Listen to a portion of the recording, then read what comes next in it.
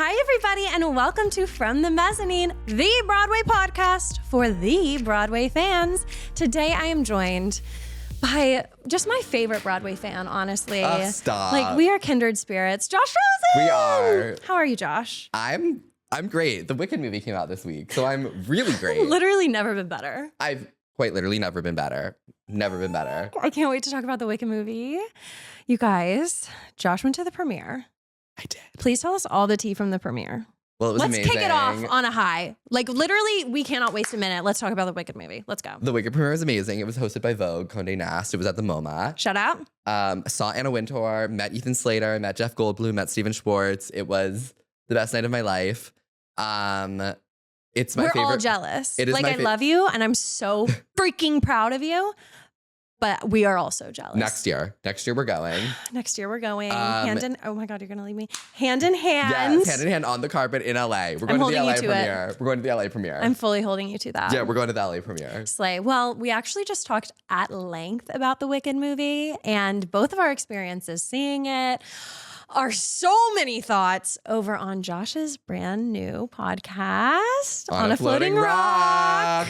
So if you want our full breakdown, you can head over there. But we obviously have to talk about it on FTM as well. It just would not be right. We've been talking about this movie for 2.5 years on this pod.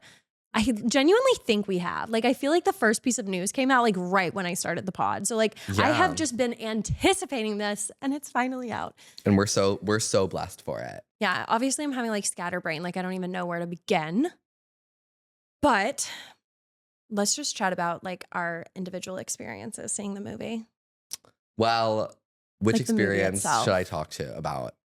Just your how it impacted you, seeing it, how it made you feel, your big moments, okay. all the things. Okay. Well, I feel like the first time I really saw it was yesterday in the IMAX. Oh, because really? Seeing it at the premiere was very chaotic. Yeah, I can imagine. And a very distracting environment.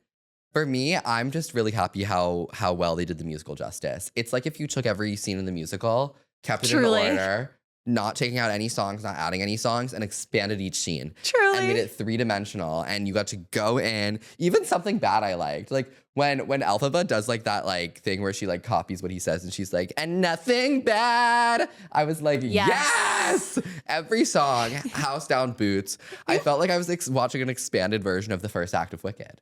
I feel like it's a very big statement saying that something bad you actually liked when seeing the movie. Because that's my skip. Something bad is my skip. Sentimental Man. And Sentimental Man.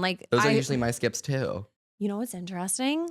I made Wicked predictions on TikTok before I saw it, and I was actually right about some things. The little wave, I said on TikTok, I was like, I think this is going to be introduced when she's doing her super awkward dance at the Ozdust Ballroom, and I was right. Oh my God. I know. I love that Ozdust Ballroom scene. Okay, so that was a huge high point for me. One, because Dancing Through Life is truly one of my favorite songs in the entire musical. It always has been. I think I just say it's my favorite, or I used to whenever I was young, because it was 9 minutes long. And I was like, it's the most Wicked you can get in a song. So obviously it's my favorite. But I don't know if I'm ready to talk about Jonathan Bailey. Literally. Oh my God. Swoon. Wait. Swoon to the 10th degree. Swept and swooned. Did Reed see it? Yes. No.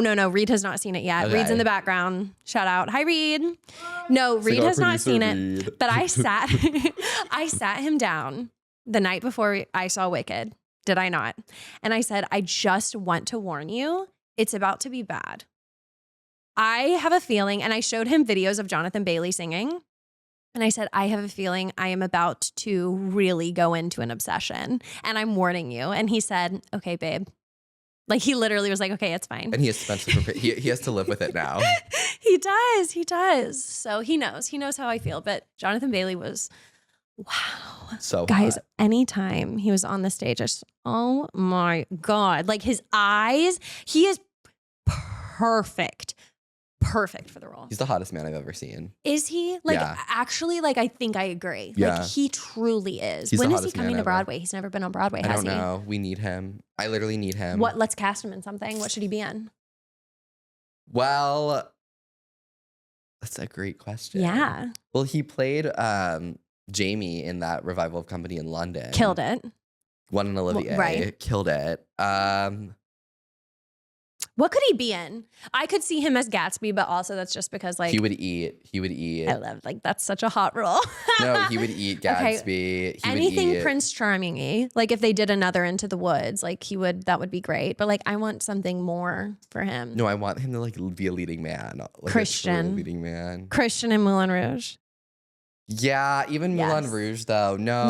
Not good enough? That would be so good. Like I want to see him like in like a true leading role. Yeah, let's get him in Shrek. Like Josh, what is wrong with you? He'd be so Stop good. casting everybody in Shrek. No. He'd be so good, like embodying a character like that. Like he would be so good. Like there's nothing that man can't do.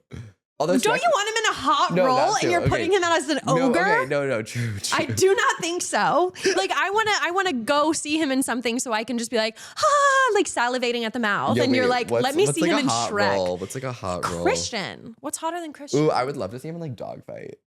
Okay, yeah. Yeah, that's like good. Dogfight. That's good. That's good. That would be really good. Okay, well, let's take it back to Wicked. So obviously we were, but what would you rate it out of 10? 12. What was your favorite song in it? Okay. I think in this one, it was The Wizard and I. Yeah. I really do.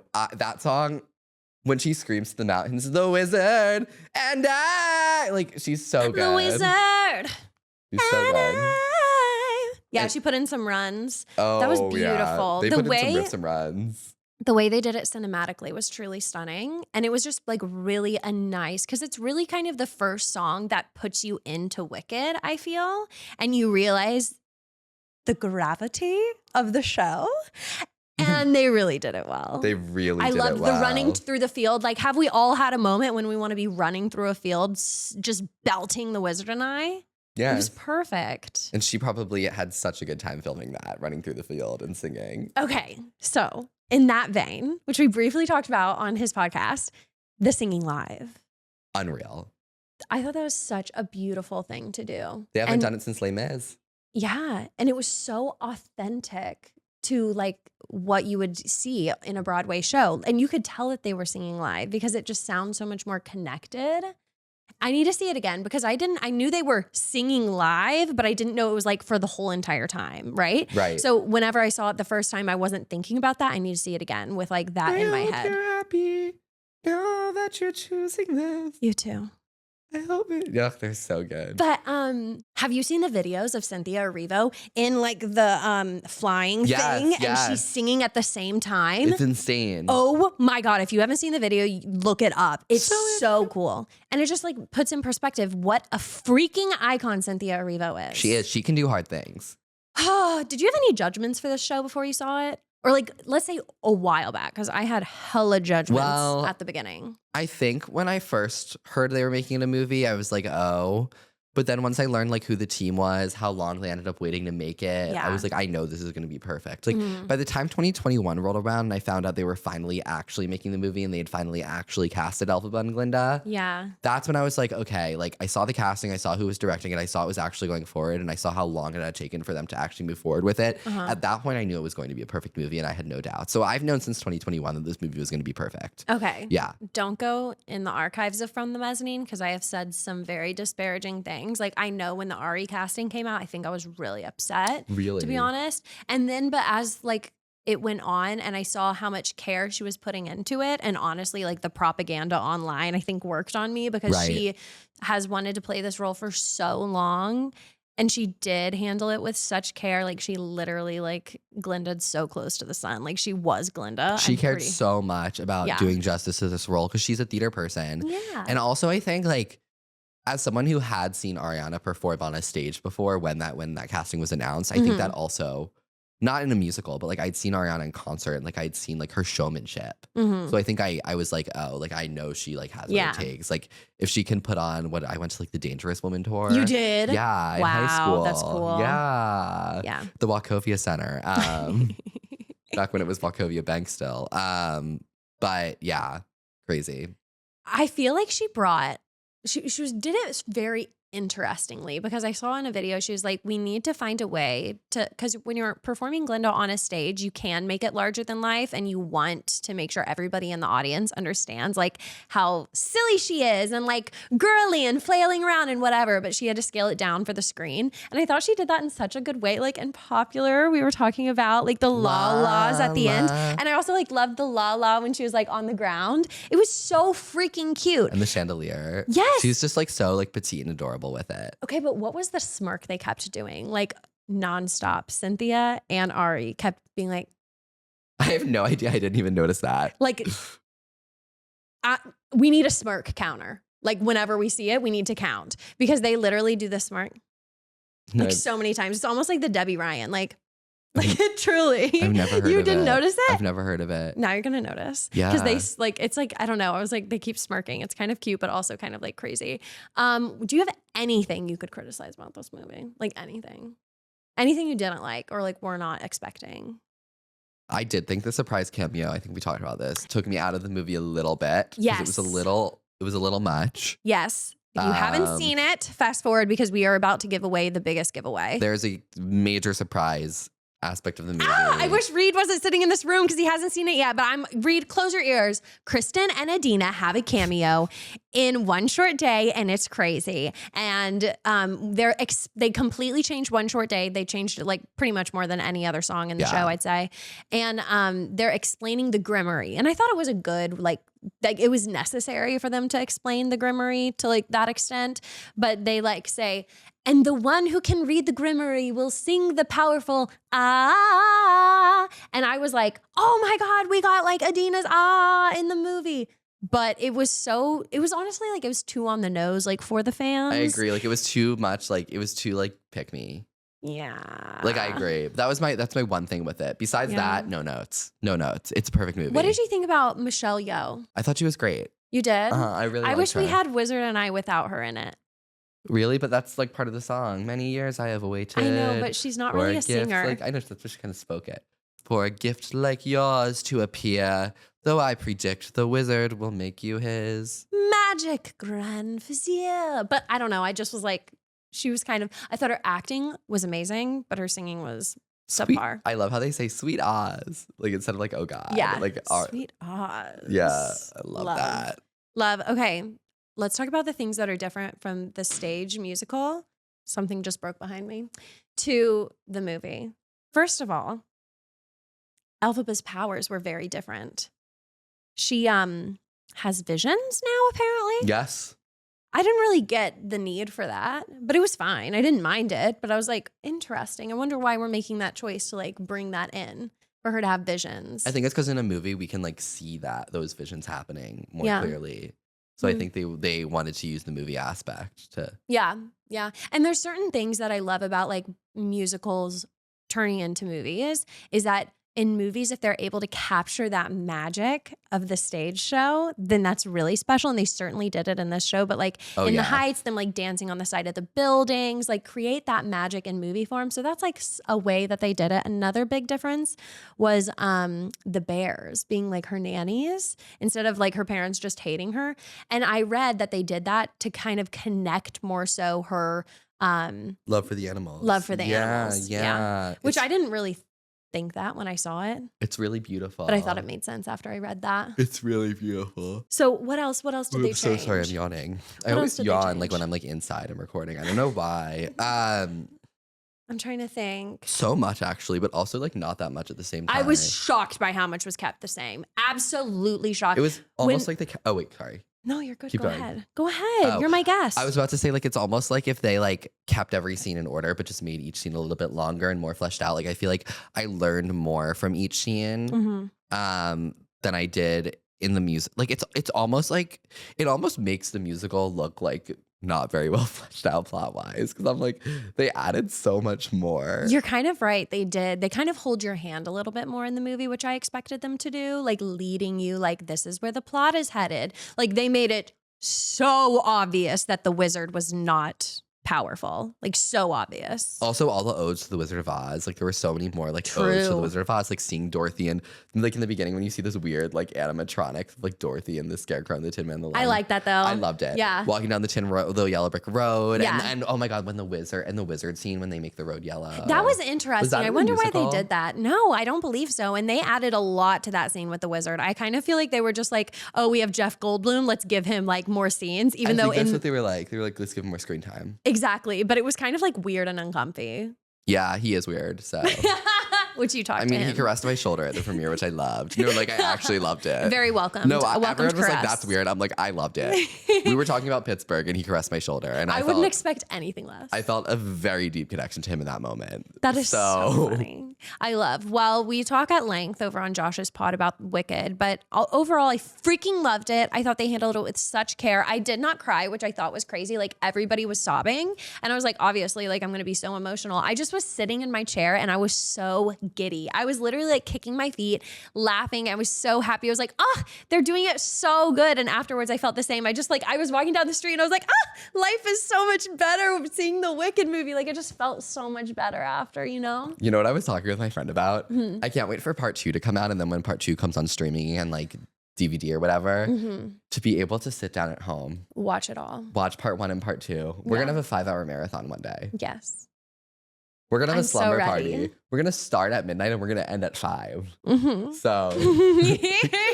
I'm so ready. Part 2, like I don't know how I'm going to get through it. It's going to be so crazy. It's going to be so good. Well, part 2 is going to be really crazy because we're going to be at the premiere. Yes! So it's gonna be real crazy. I'm so ready. Okay, well, there are a few things that I wanted to chat about the Wicked movie, like specifically one being that it is grossing so much this weekend. It's predicted that it's going to gross over $121 million. And everybody was saying like, oh, is Wicked and Gladiator coming out going to be the next Barbenheimer? I was like, I haven't heard one person talk about Gladiator. No. Like I literally have. Go ahead. Gladiator. You get to take that part. I have to keep that in. You actually can do it. Yes.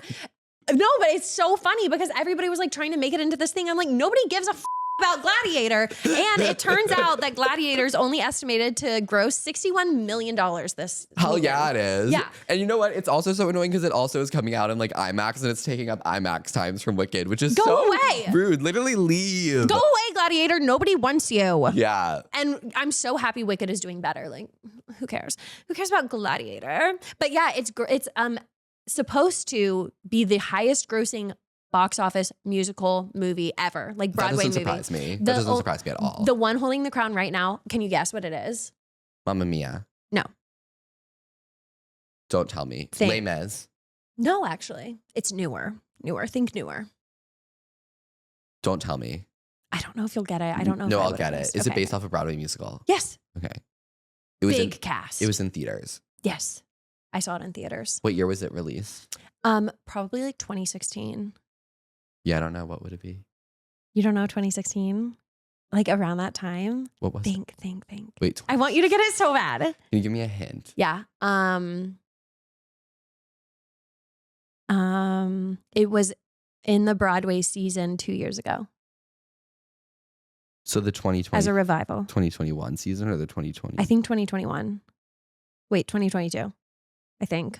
20. I get my years mixed up. Yeah, just tell me. I don't Into know. the Woods.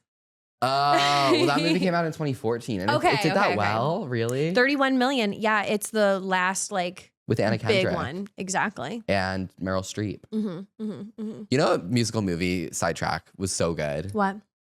I understand that James Corden's performance wasn't great. Don't. But as a movie, literally, you're not gonna say it. What? What do you think I'm gonna say? Are you gonna say Cats? No. Oh my God. I was gonna say as a movie, I think The Prom is really well. Oh, I loved The Prom. Well done. I loved The Prom. Yeah, I really like it. Oh my God. I like got drunk and I was watching it with my best friend and we sang in like our apartment courtyard. What's the big song that they always sing? Like The Prom. How's it go? Love thy neighbor. No, I love that song though. But we were just like running through the courtyard singing. It was so fun. It's time to dance. I just wanna.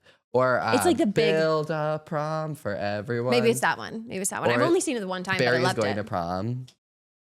I literally need to I've see seen the that movie again. so many but times. I did love it. I thought it was good, and it was very like it gave you like a little insight to like behind the scenes Broadway with like the show being produced and flopping, which I loved it. we're gonna get to a show flopping in our Broadway news. Oh yeah. Okay, I think we talked about everything. I'm obsessed with the entire cast for Wicked. Like literally can't say a bad thing about anybody.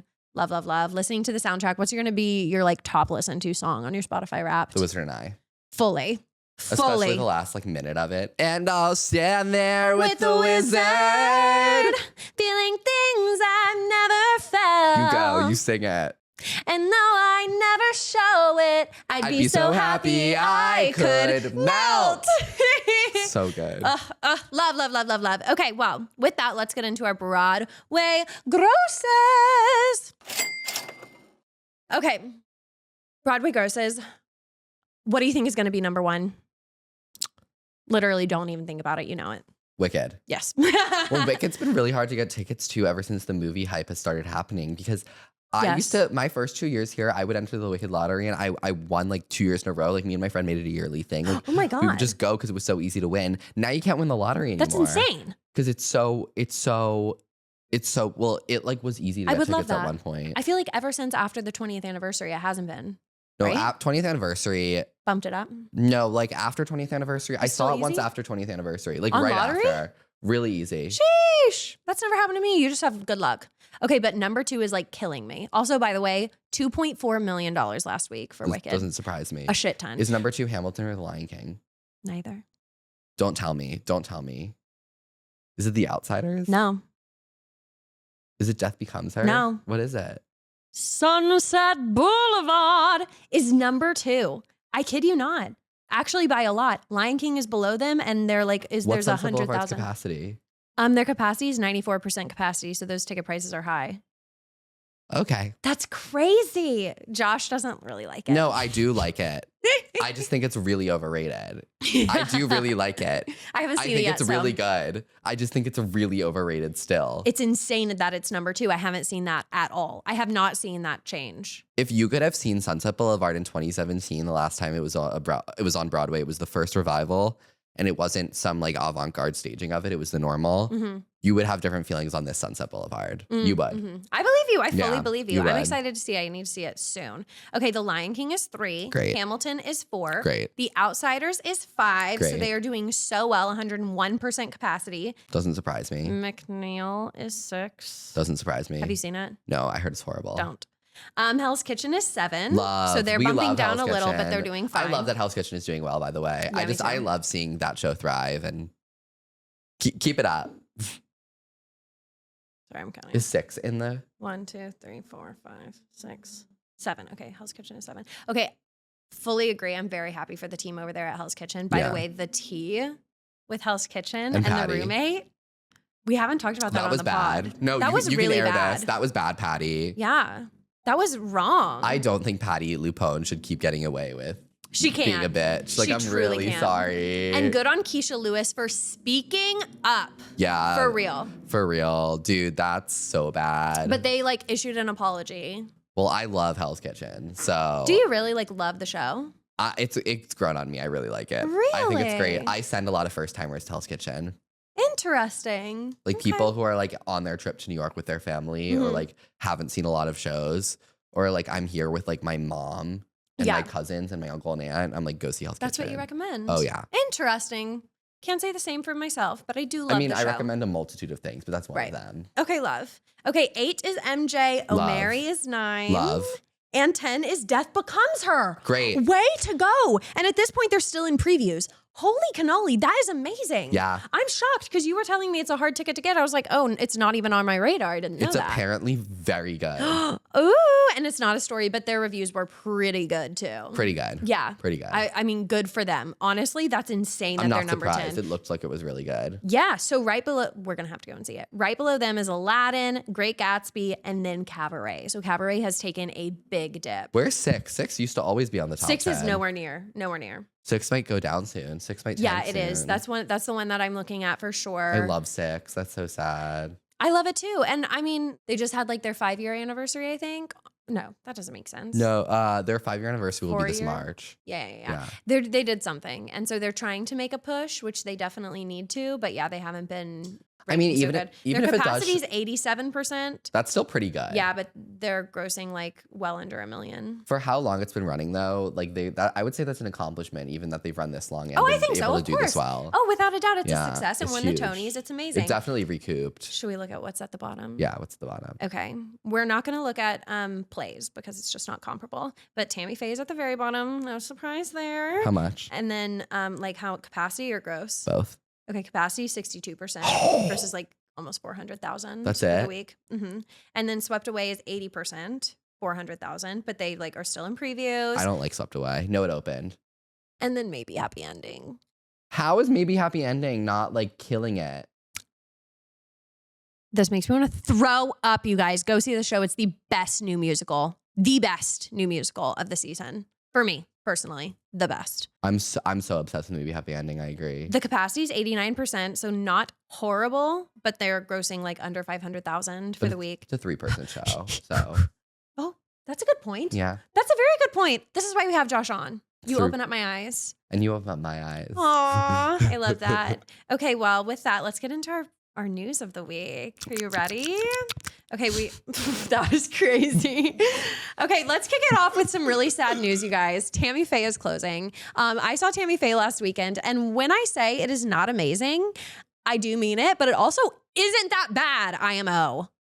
Josh, take the floor. Because this was your most anticipated show of the season. This was my most anticipated show of the season. And I have that on record. So to me, it is that bad because I was so disappointed. I never understood why you were so excited for it. Like I was excited for it because I love the movie The Eyes of Tammy Faye with Jessica Chastain. Okay, I do too. And I love Elton John. Okay. And I had seen other musicals that he had written, like Billy Elliot. Yeah. That's actually the only one that I'm like. But he's actually flopped a lot. I know, like the Lestat or whatever. Yes. Flops. Yeah. Unfortunately, it's really bad. Unfortunately, the Brits have really weird taste and they always come and say these musicals are revolutionary on their part, and then they come to America and they flop. Like, love Back to the Future, don't get me wrong. Yeah. I think it's so fun. Love. That would never win Best Musical here. Yeah. That fully won. Did you know in 2000 at the Olivier Awards, Honk beat The Lion King? Honk. Do you know the musical Honk? No. That everyone's been in like middle or elementary school? No, I don't know Never what that heard is. of it. No, never. Oh, so there's this musical called Honk. It's very popular to be licensed. A lot of people have done it. Oh my It's God. about like ducks. Yeah, and, like, I the ugly figured. duckling. Yeah. It's a poultry tale. Everyone's been in it. Okay, this show beats The dying. Lion King at the Olivier Awards. That's for Best crazy. Musical, okay? Oh my God.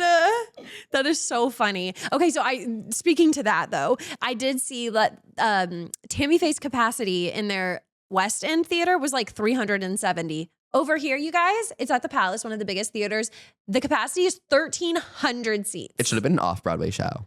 Fully, it should have been an off-Broadway show. You're so right with that. But that is the biggest difference. And I do think they are so making fun of Americans, American culture, people in London. They like Love it. look at like the far right culture and laugh at us like we're made to be like a comedy to them. And so I think when they see that, they're like, LOL Americans, haha, like they're so like crazy.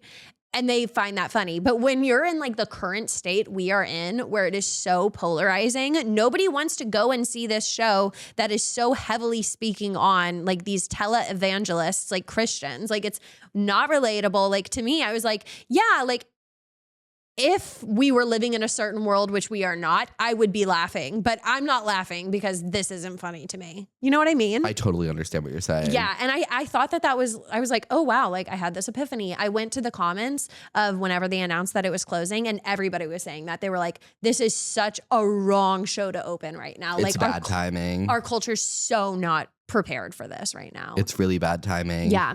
So, but the reason I didn't think it was that bad is one, Katie Braben was incredible. I thought she was amazing. Didn't care for Christian Borle once again. Don't understand the hype. Maybe one day I will. Because I saw him in Some Like It Hot.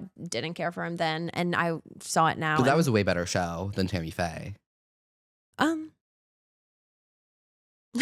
Really? I think Some Like It Hot I didn't like it. Okay, I think Some Like It Hot is so well written. Okay, obviously it's probably better than Tammy Faye, but I didn't care for it either. It didn't make like any Really? impact on me. Yeah. Oh my God, I loved it. I just thought it was really fun, and I loved the tap dancing, and I love the doors. I love the doors. What are the doors? The doors at the end of Some Like It Hot, where they do that tap dancing scene where they're running through the Oh, doors. okay, yeah. I The know what you mean. doors were the best part of that whole show. Totally. So, but one reason or probably the biggest reason I didn't absolutely hate Tammy Faye is like I grew up in a very Christian household. And so it was very nostalgic in some ways for me because it's like that same like old radio sound of the Right. music. Like I didn't think the music was that bad. Did you? Oh, you really didn't like anything. You didn't like anything. Okay. I did like this. I liked the second act a little bit. I like enjoyed myself. Okay. Like I thought it was interesting. Act 1, I like literally could not stand. Act 1, Wow. Act 1, I like was like, oh, I'll walk out. I was like, oh, I'll leave right now. Wow. It's a shared experience. I've heard of other people doing that, but Yeah, I almost walked out. wow. Anyways, so sorry, it's That was so inside joke. savage of you. Anyways, so yeah, but it got all bad reviews. I just thought it would be a little, I don't know. I didn't think it was that freaking bad, but it wasn't good. Like they should have known. They should have had an off-Broadway tryout over here and like tested it with audiences. What the heck were they thinking opening in the biggest Palace. theater? At least put it in the circle in the square. Seriously like, silly. wait. Or like, I don't mean to like sound like a bitch. Or like, don't.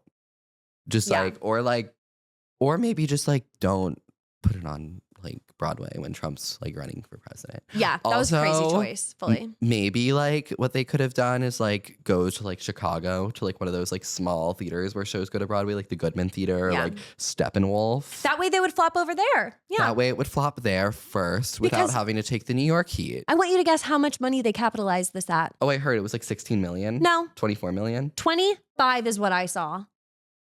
According to the New York Post, okay? That's what they said. 25 million and they are losing every cent. Okay, this is gonna sound really, really Doesn't bad. that mean you want to throw up? This is gonna sound really, really bad. Tell but me. right now I'm this week specifically overall have been at a point where I'm seeing a lot of people who have wronged me and or I know are bad people getting the karma they finally deserve, which Oh, wow. only makes me think that the producer of Tammy Faye is a bad person and Oh, is just getting wow. karma. Because all of my friends in my personal life and everyone I know who what goes around comes around and like deserves to have things come around for them. Yeah. It's all come around this week. So you're like, maybe they deserve it. Well, Maybe the person behind the financial backing of Tammy Faye, whoever put the most of their own money in it, was a bad person. but if you're not a bad person, we're really sorry. If you're not a bad person, I'm really sorry. And I'm really sorry to the cast and crew. Like you find out, imagine. No one deserves to be out of work. You find out you're going to Broadway.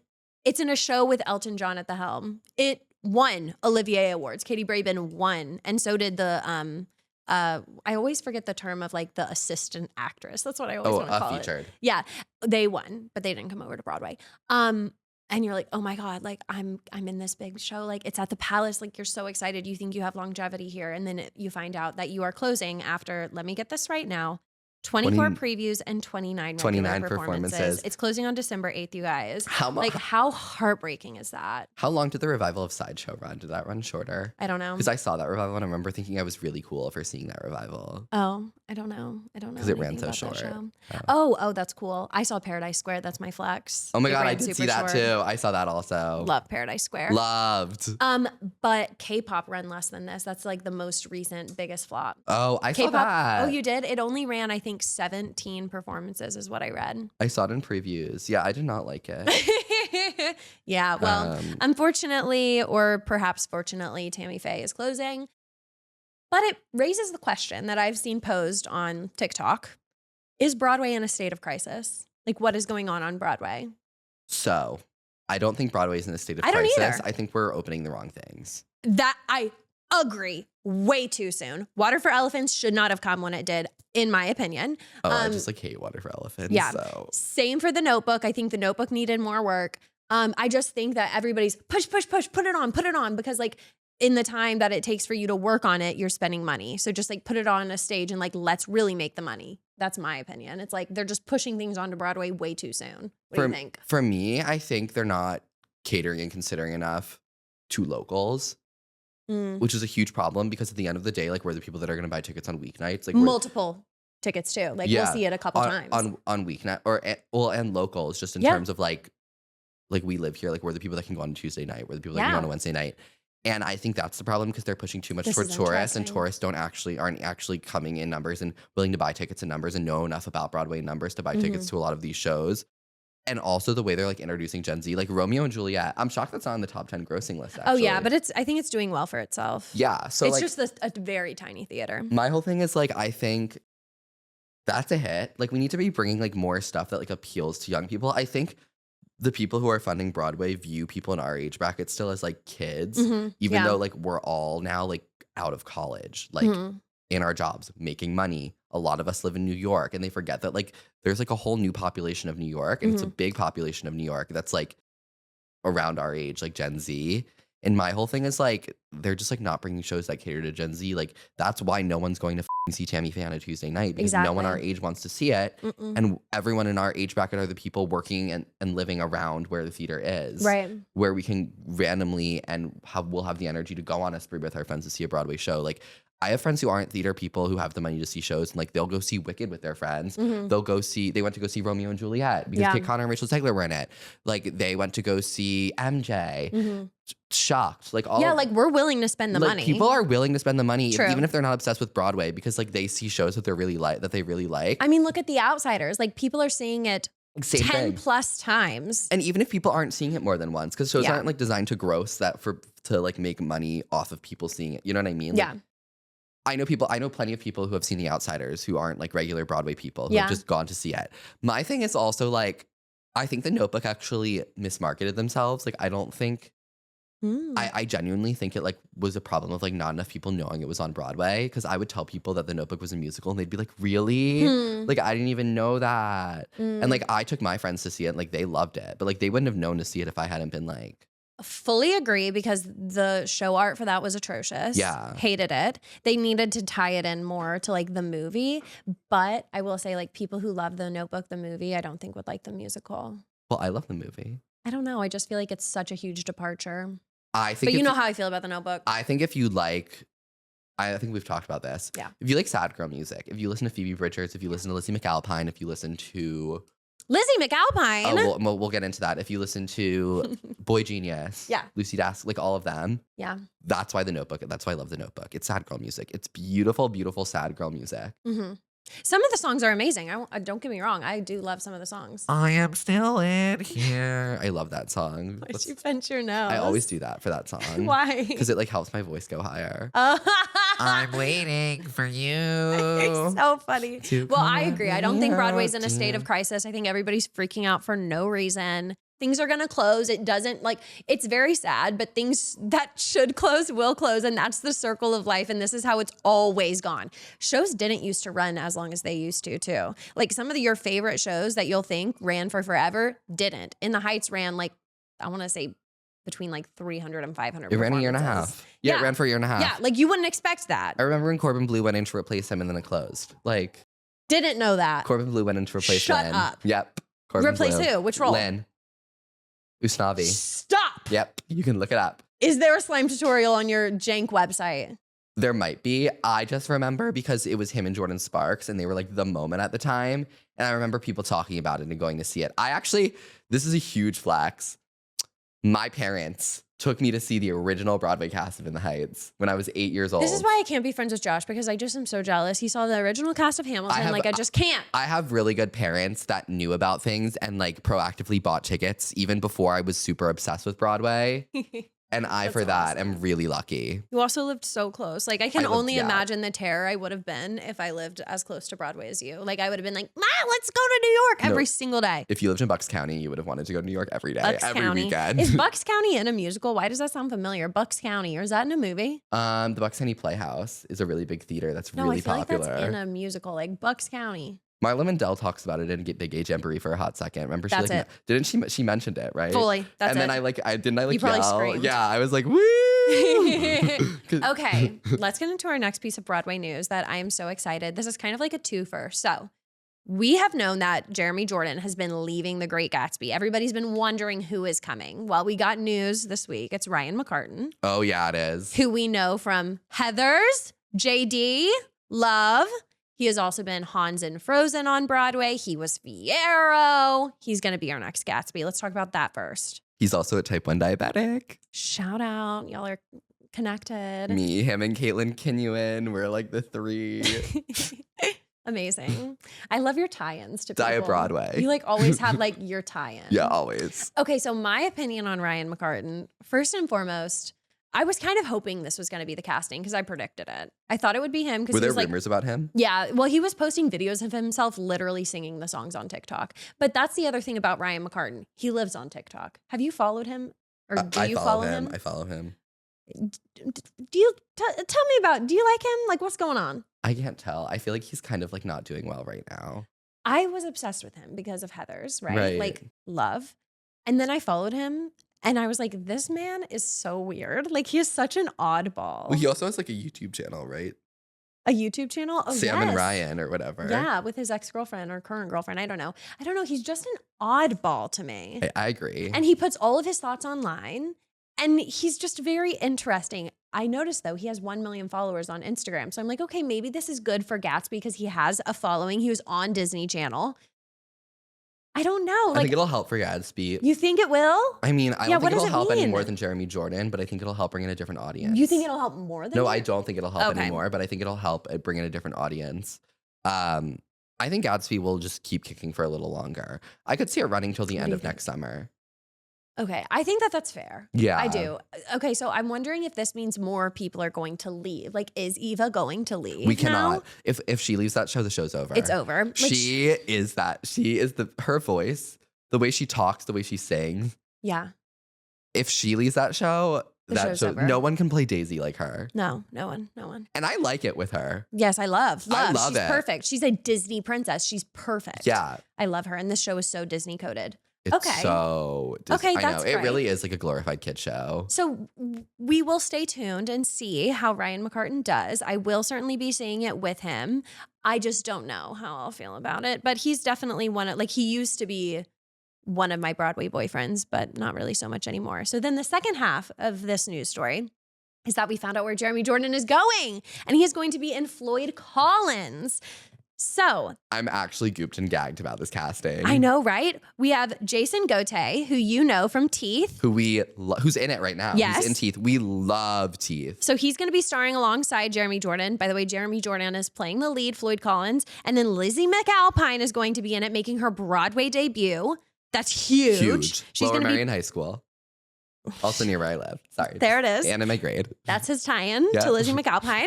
And she's going to be playing Nellie Collins. Taylor Trench is also going to be in it. He's from Dear Evan Hansen. Many people adore him, i.e. Broadway Bessie Brandon's obsessed with this man. And yeah, it's going to be starting performances on March 27th. So we have a minute at the Vivian Beaumont. Love the Vivian Beaumont. There it is. And it's going to open on April 21st. So do you know about this show, Floyd Collins? Do you know who he is? No, but I know it's based off a true guy, and I know it's directed by Tina Landau, who did SpongeBob, and I freaking love SpongeBob. Love that for you. Love. That's why you love Ethan Slater, because you're obsessed with SpongeBob. I didn't realize that. And the fact that he went to my sleepaway camp. But like that okay, yes.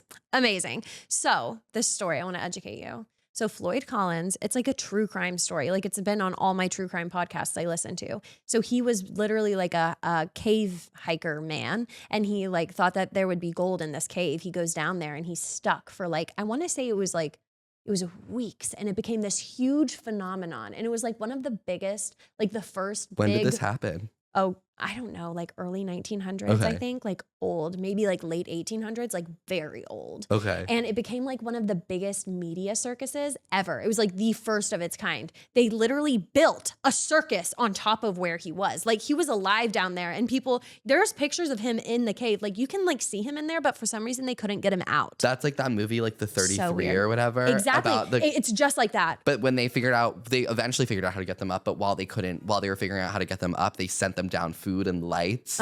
Remember, and like internet and all of that stuff. That was crazy. Yeah, but they didn't have all that at this time. So like he was, spoiler alert, if you don't want to know how it ends, but it is a true crime. Well, it's a true story. And they could see him. Yeah, he dies down there. Because they couldn't get him out. They couldn't get him out. And so then they're just like having a party on top of his grave practically. It's really sick. So this is going to be a weird musical, Could like they not transformation. like throw a rope in and like pull him up? I don't know. It was probably too deep down. I don't know, but like, are we just going to be seeing Jeremy Jordan like in a cave? Like, are we going to be able to see Jeremy Jordan? Like, I'm so curious how this is going to be transformed into a musical. It's so weird.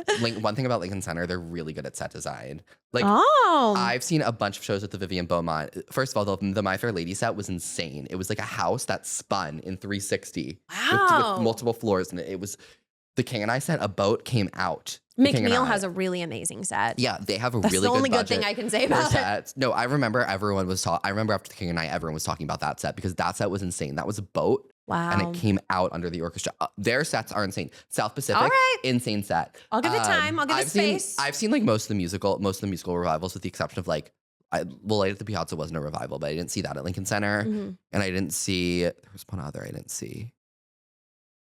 I've seen South Pacific, I've seen The King and I, and I've seen My Fair Lady at Lincoln Center. Wow, yeah. I didn't see Camelot or any of that. But okay, so what are you feeling about the show? Like, I'm so excited. You think it's gonna anything directed by Tina Landau and True Crime and Jeremy Jordan's voice, plus Lizzie McAlpine, which I think it's gonna be perfect. I think hot take, you guys.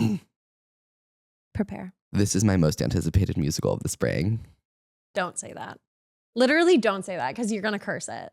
You're gonna curse it. But the thing is, like I've been excited for Smash for years. So like if Smash had just been announced now, I would have been like so excited. That's my most anticipated. But I've been mentally preparing for Smash since they announced it was coming to Broadway. Yeah. So the anticipation has been there. Yeah. I get it. Yeah. I don't have like high expectations for Smash, if I'm being honest with you. Oh, like really? I love Smash, love the show, everything. But I just, for some reason, I feel like it's gonna flop. And maybe that's just because the show flopped. For some reason, I feel like it's not gonna do well. I don't know. I'm seeing Our Town on Wednesday, by the way. I've seen it. Yeah.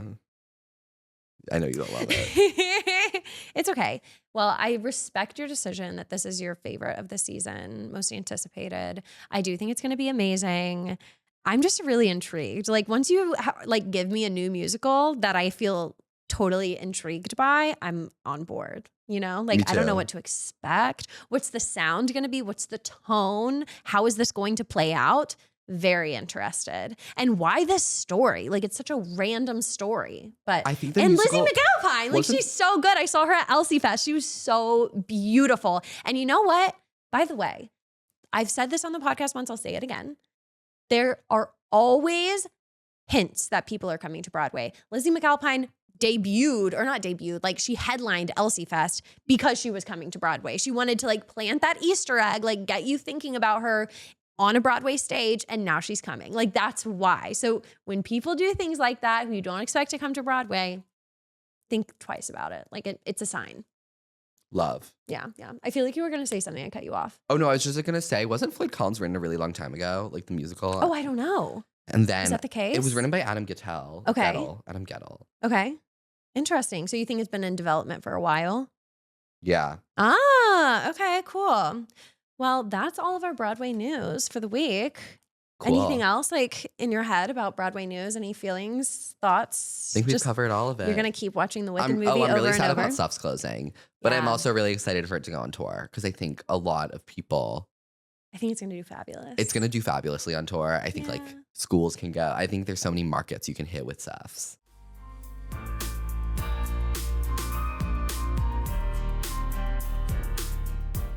Okay, Josh, thank you so much for coming on From the Mezzanine. Thanks for having me. Yeah, and if any of Josh's On a Floating Rock listeners are here, please stay. From the Mezzanine is an amazing place. Yes. If you're a Broadway girly like we are, you should stick around because we have fun over here. We really do. Yeah. We really, really do. Okay, plug, even though they all already follow you. You guys follow me at Josh Rosen _, TikTok, Instagram. Stay aboard for the crazy brain rot. I've never done a tantrum with you.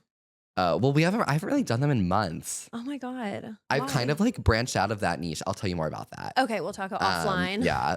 Okay, love. Well, dang, I want to throw a tantrum, but it's fine. It's fine. I'm fine. Life's good right now. I have the Wicked movie. I don't need to throw a tantrum. Yeah. You guys can follow me at From the Mezzanine Under Podcast wherever on Instagram, TikTok. You can find this podcast on YouTube, on Apple Podcasts, on Spotify, any listening platforms.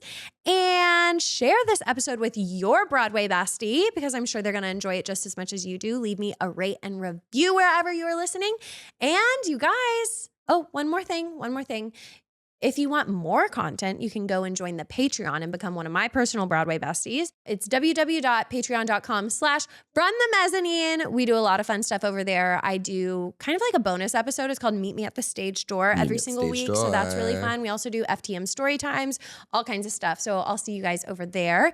And I'll see you next Tuesday. Bye. Bye, Josh. I love going like this. Bye.